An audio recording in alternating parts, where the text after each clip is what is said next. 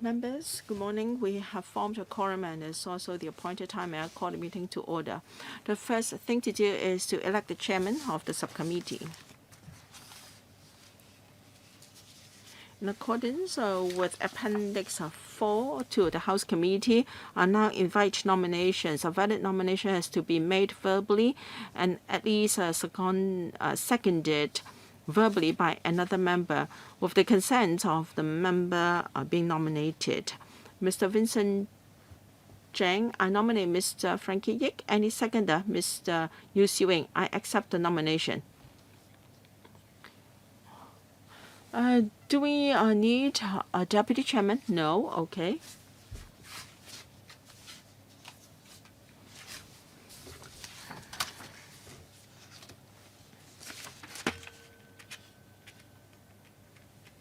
Do we want to meet with deputations?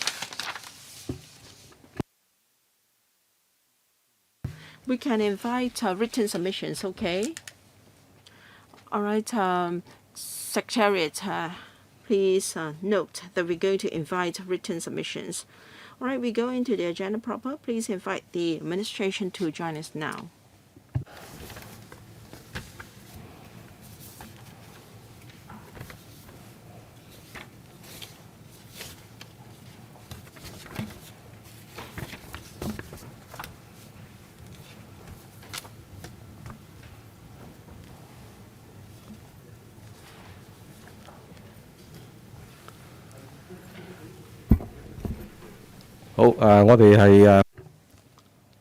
Let us welcome Ms. Amanda Chen, Commissioner for Rehabilitation, Ms. Veronica Wong, PAS for Labour and Welfare, Mr. Patrick Wong, Assistant Commissioner from the Transport Department, and Ms. Polly Chen, Government Counsel from DFJ. Any introduction from the administration? Yes, Ms. Chen, please. Let us brief members on the content of the Disability Discrimination Ordinance Amendment of Schedule 5 Notice 2021. In fact, it is a very straightforward one, and that is under Section 87.2 of the DDB. We would like to seek LegCo's approval to extend the $2 concessionary transport scheme to cover those who are on CSSA and also with 100% disabilities. As was announced on the 30th of June, that the scheme will be amended starting from the 27th of February 2022. Those who are who are over 60 but below 65 will be eligible for the scheme. Now to cover red minibuses, Kaito, and also trams. So the notice would like to add to Schedule 5 of the DDO so that for persons with disabilities eligible under the $2 scheme will not contravene the ordinance. As for Kaito, it's already under Schedule 5 and no amendment to this item is needed. Well, in between 2009 and 2015, there were 3 rounds of amendment to cover MTLCL, GMBs and buses, etc. So the amendment is very straightforward. Thank you. Thank you, Ms. Chen. Members, do we have questions? Mr. Yu Siwing? We have ample time. I will not set any time limit. Thank you, Chair. To extend the scope to cover red minibuses and trams, I support the proposal because transport fares in Hong Kong are rather high. Now, there is a great demand for traffic concessions for those who are over 65, so the elderly can come on more often and enhance their social life. I have 2 questions for the administration. I'd like to know the definition of public transport. Now, for green minibuses, the government was reluctant to cover them because there was no scheduled routes and the usage is a bit different from that of green minibuses. Now this time round, red minibuses are included. I'd like to know whether the definition of public transport will be different from the government's understanding in the past. Now, if all modes of public transport can be included, what about coach services of residential developments, and can you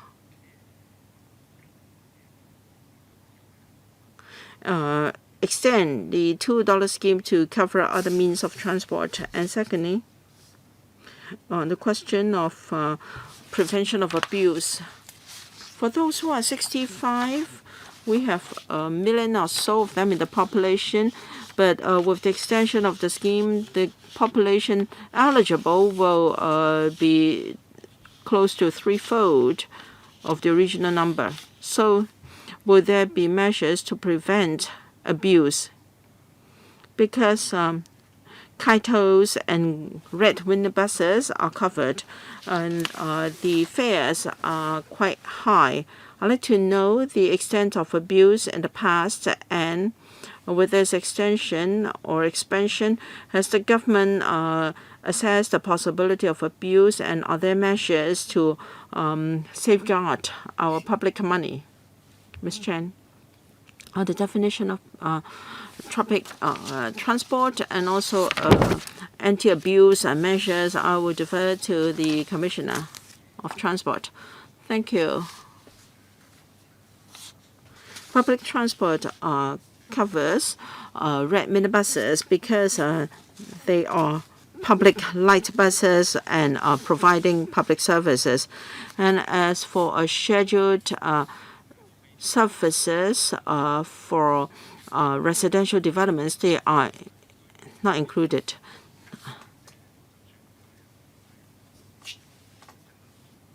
Even if they are to be considered for inclusion under the $2 scheme, we have to ensure that they met the criterion that they are available for all members of the public. So for residential coach services, now if they are only available for use by residents of a particular development, then they are not means of public transport. And as for Kaitos and red minibuses, we will have monitoring measures. There is a first certification, and second, the operators will have to ensure that only eligible persons will use the $2 scheme, and we will also have surprise and spot checks. And if we receive any complaint, we will see to it. Kaitos will have to register with us as a schedule of service. So we ensure that they are eligible, and for green minibuses, they also have to register their fares to us. And should there be any change to the fare, then under the $2 scheme, they will have to inform us, and we will examine whether the fares are unreasonable and whether the adjustment is very exceptional. We will monitor, and of course, they will have to install the Octopus system, which is a kind of monitoring system as well. Ms. Wong, as regards whether scheduled coach services will be incorporated In fact, the government announced in June that on the 27th of June, the eligibility age of the $2 scheme will be lowered from 65 to 60. And on the same day, this scheme will be expanded to cover Kaitos, red minibuses, and also trams. And after that, we will deal with applications from scheduled coach services from residential developments. Now, the $2 scheme is actually a government public transport fare concession scheme, and so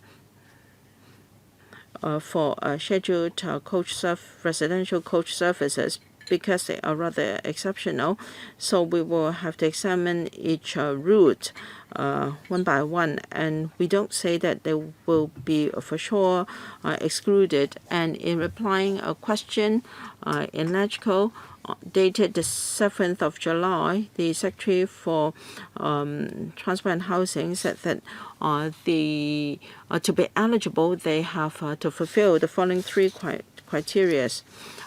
First, the route is open to all members of the public and not just landlords or tenants of a particular residential development. And second, there is no alternative means of public transport. And then all requirements will have to be fulfilled, and that include monitoring of the fares by the Transport Department. As for the next step, we will first ensure that all the concessions under the $2 scheme will be implemented on the 27th of February next year first, before we deal with this category of transport. What about prevention of abuse? You talk about anti-abuse measures. Yes, there were this case a few years ago. GMB driver had a stack of octopus carts, elderly octopus carts, and then he was subsequently caught, arrested. Well, now we have some safeguards. If the same octopus cart has been used repeatedly in the same route during a very short period of time, well, actually the case was detected by us. So we have safeguard measures being implemented, and I think that worked for the case involving the GMB. A follow-up question on the question of abuse. For larger corporations, there may be measures or safeguards in place to prevent abuse. However, after the scope is widened to cover the minibus, red minibus, and Kaito, it will be up to the government and the contractors to monitor the situation. So would you enhance inspection? If indeed there are irregularities, if the contractors fail to make the rules clear to the employees, and if there is no safeguard to prevent abuse, you have to consider these factors. Otherwise, it will be a waste of public money. Now, there is no photograph on the Joyo cards. So I think we should implement the extended scope. However, we should think about safeguards against abuse. Which official? Chair, concerning the enhanced supervision mentioned by Mr. Yu. Since the implementation of the $2 scheme, the Transport Department has been looking at the situation. We have requested public transport operators to step up checking of tickets, as well as verifying passengers' identities.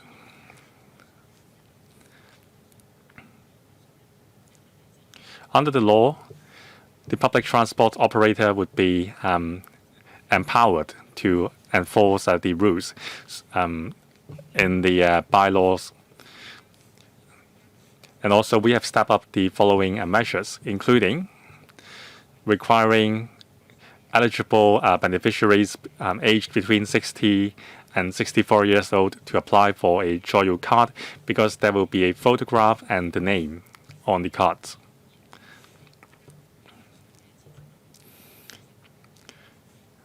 So the frontline staff of the transport operators can identify those are eligible for the scheme. Mr. Yu mentioned that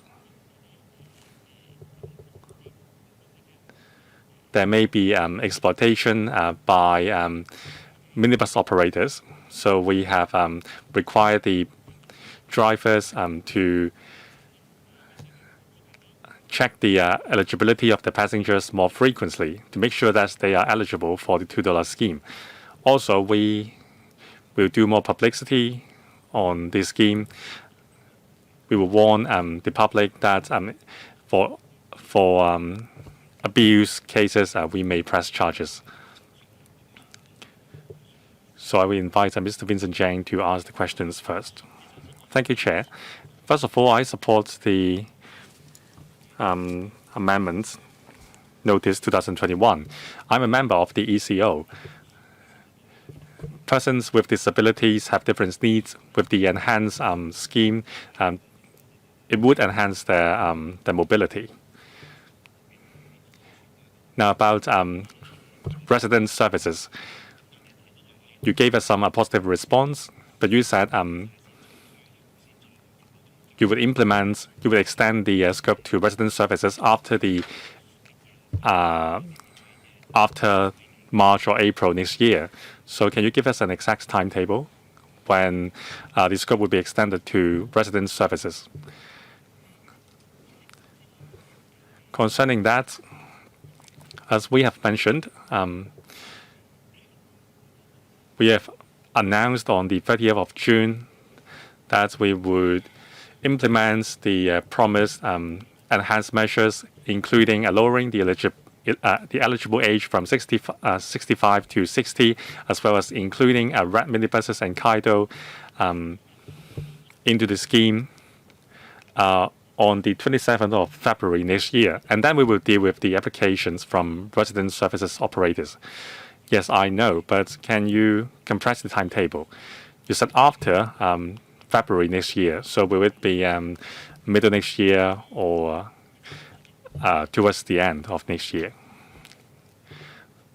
Yes, Chair. The government is working at full steam. We are receiving 600,000 applications from those eligible to apply for Joyo card between 60 and 64 years old. We want to complete this process as soon as possible. And also, we would like the Octopus company to focus on the necessary upgrade to the hardware and software in the interim. In terms of red minibuses, Kaitos, and trams, Octopus company has to upgrade their software and hardware to accommodate this scheme. And also, the operators have to identify the relevant routes to which are included under the scheme. So we think we should complete all the enhancement measures before we consider including other modes of public transport under the scheme. Since 2012, when the $2 scheme was implemented, we made progress stage by stage. First, we included MDR, and then we included franchise buses, and then ferry and green minibuses. Now we are including red minibuses, Kaidos, and trams. At the next stage, we will consider other modes of transport. Mr. Vincent Zhang, Ms. Wong hasn't replied you directly, so please allow me to follow up on your question. I share the same concerns with you and Mr. Yu. Concerning resident services, on the 7th last month, in the oral question session, Mr. Benchen asked this question. The government's main reply was that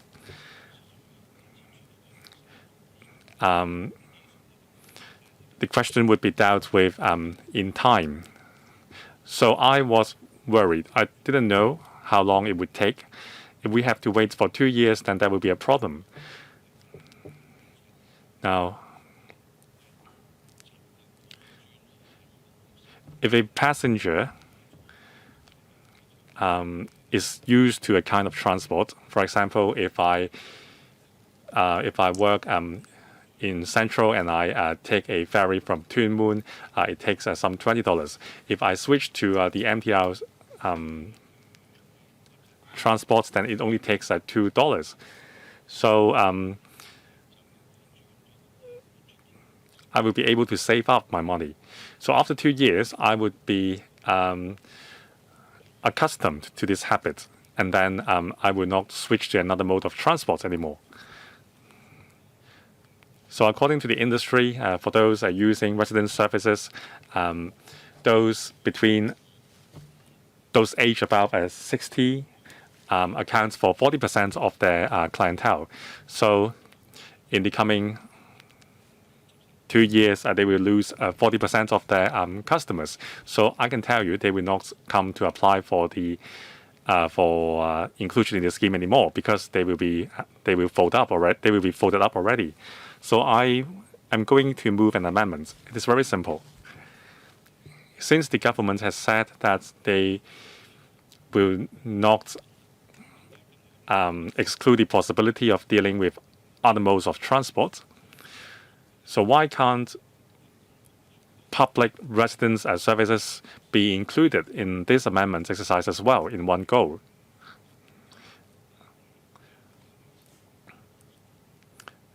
So if you are going to consider the applications later in time, then you will have to move amendments on subsidiary legislation, and then there will be irrevocable loss caused to the industry. So that's why I'm moving the amendment. We should do this in one go. So Mr. Vincent Zhang also asked about the timetable. At the council meeting on the 7th of July, Mr. Ben Chen said in his second round that consideration of inclusion of public transport under the scheme is dealt with constantly, so we don't have to wait after red minibuses are included. I also asked the Secretary if the Transport Department is willing to cooperate and enhance and speed up the consideration process. Will the LWB consider including resident services in this exercise as well? The Secretary said he would consider it. So I'm wondering why can't we include other kinds of public transport in one go? Currently, the Transport Department has issued operators licenses to more than 300 resident services routes. However, not all of them meets the requirements under the $2 scheme. So we cannot include all of them in the scheme. We have to consider the scope and the operation model of these routes meets the free requirements for public transport. So we understand Mr. Yu's and the chairman's suggestions. We will consider it, and we will come up with plans to include resident services into the scheme expediently. I'm just concerned about the difficulties faced by the industry. So will the administration joined a meeting organized by me to meet with the industry, so that we know, so that we can, we know what timetable is acceptable to them without affecting their patronage. So Ms. Wong, you said it would be difficult.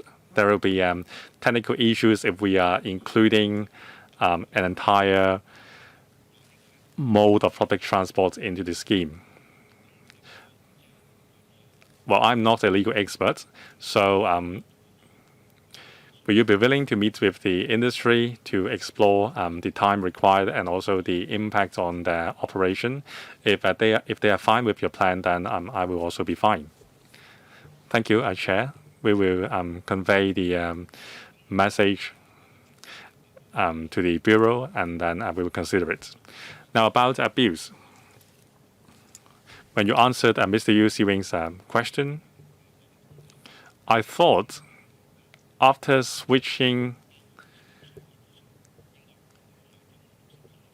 to personalized octopus card, I thought if you would like to be included, if you would like to enjoy the $2 concession, then you should apply for a personal octopus card.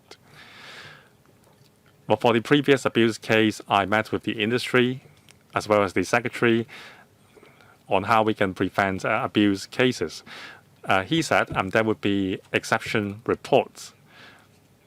So, because the card numbers are unique, the octopus company has all the records.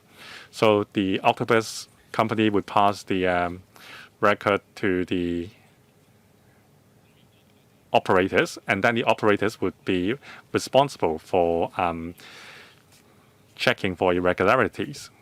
So the transport department's job is very easy. You just have to look at the exception reports. Chair, yes, what you said is already being done. We have the exception reports. So the exception reports will be prepared by the octopus company, and then we would follow it up with the operators.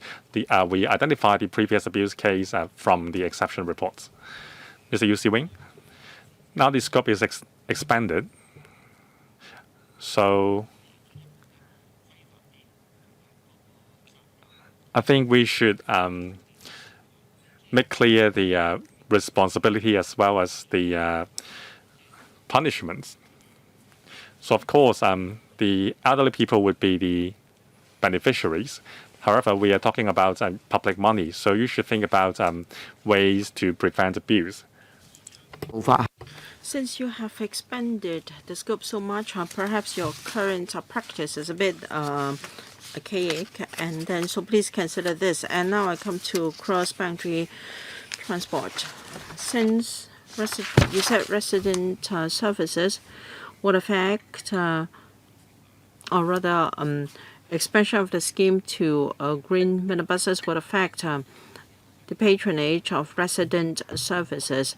Now, of course, across boundary coaches still suspended now, but once they resume services, they would also be affected. Will you further expand the $2 scheme and cover that as well? Will you further review that? Well, you talked about cross-boundary coaches. Perhaps that is a bit ambiguous. People may think that you are talking about those that cross the boundary.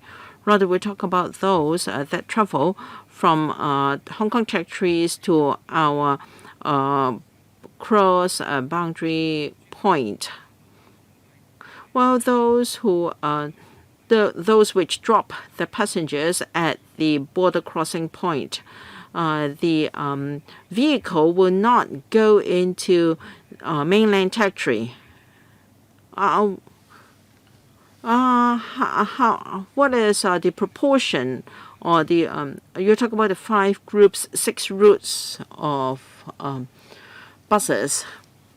Well, you mentioned cross-boundary coaches. They will not be covered by this scheme because the policy objective of the scheme is to respond to public aspirations that the elderly should be encouraged to socialize and move around in the community, to connect with friends and families. But cross-boundary coaches, cross-boundary transport is not in line with our policy objective to encourage the elderly to be more involved and engaged in the community. And those traveling to the airport buses will not be covered. What about those who drop off passengers at our cross-boundary points? They are non-franchised buses. Should there be such a request for inclusion? What will be your position? Now, resident services and non-franchised cross-boundary coaches. Now, I think Ms. Wong was referring to resident services, which is a kind of non-franchised services. Now, 5 groups, so-called 5 groups, 6 routes of cross-boundary services are for cross-boundary purposes, so they will not be covered under the $2 scheme. Well, we can discuss that later. I think for those traveling to Lowell, are they included under the $2 scheme?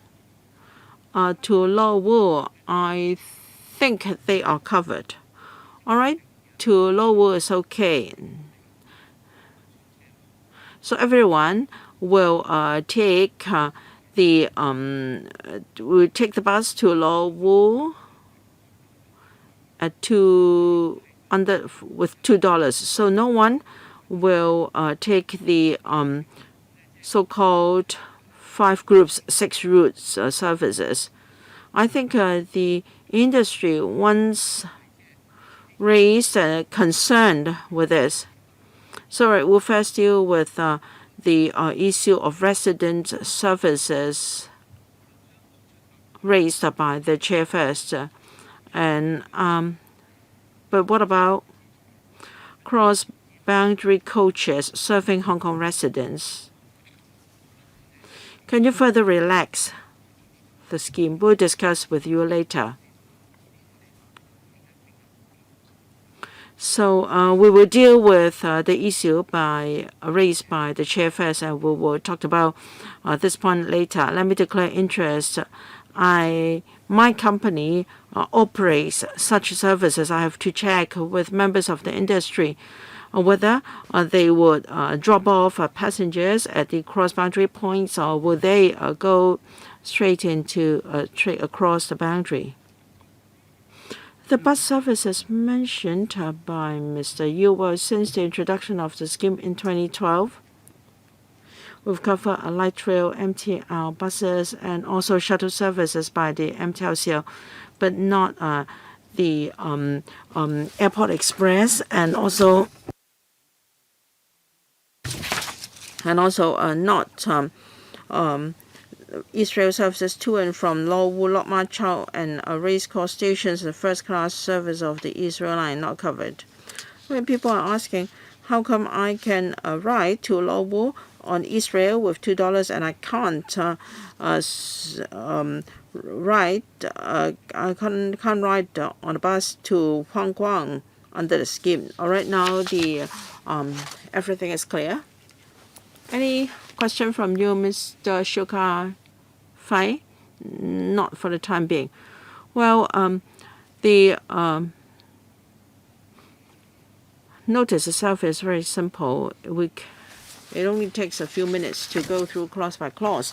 But then members are talking about resident services. One type is just for landlords and tenants of a residential development. I understand that they're not covered.